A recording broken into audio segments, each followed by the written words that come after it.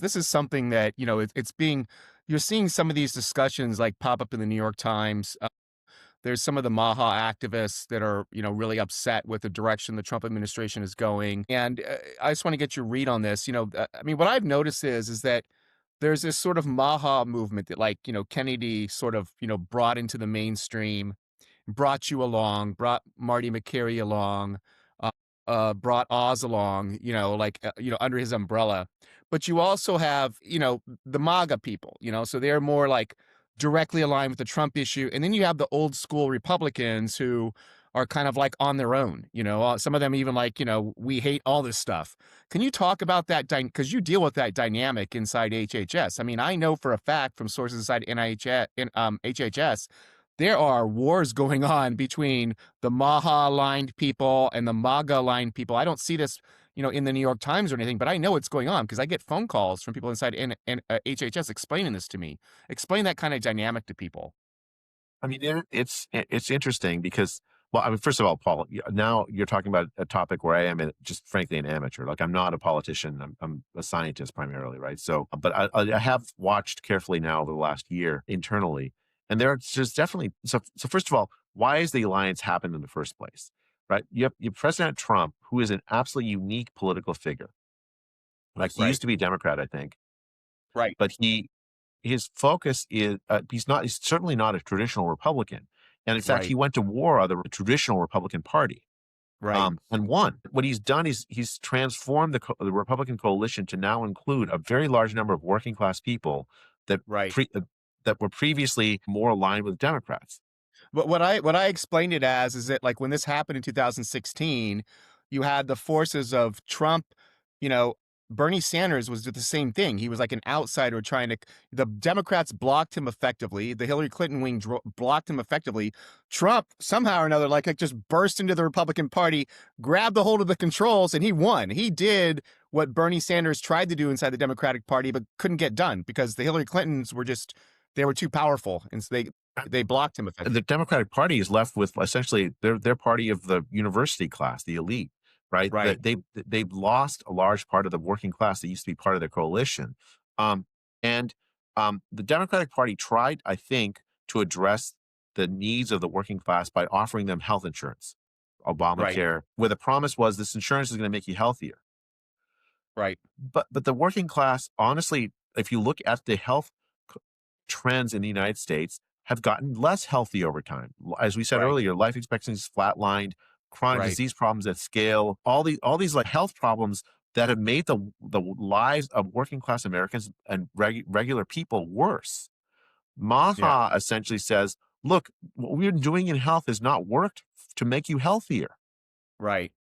And so it's completely natural that there be this alliance between MAGA, the President Trump's coalition, because in order to meet the health needs of the United States, who are now like part of the who voted for President Trump potentially and voted President Trump in much larger numbers than they previously had for previous Republicans. In order to meet their needs, you have to have an idea for making them healthier. Right. That's an essential part of their life. So the MAGA MAHA alliance makes complete sense, right? Because essentially there's still fractures within it.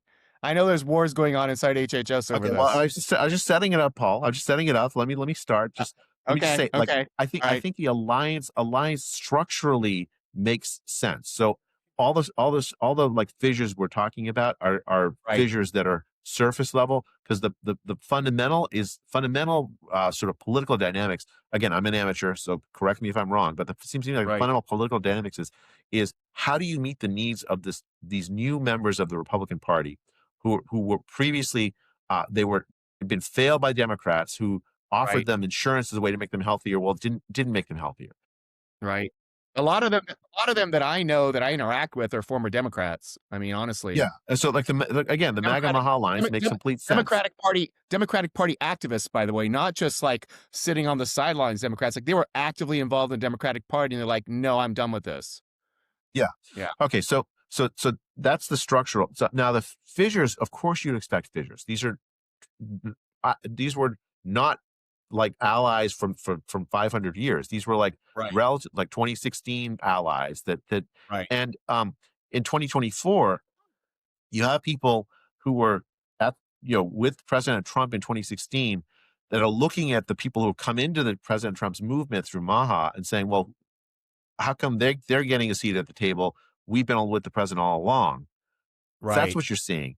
So you're seeing Okay. people who are like, we got to have more, I mean, like just more.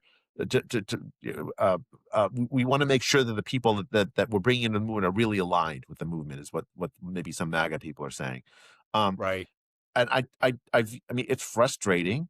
It makes for some nice political gossip, but to me, that's not actual major structural problem.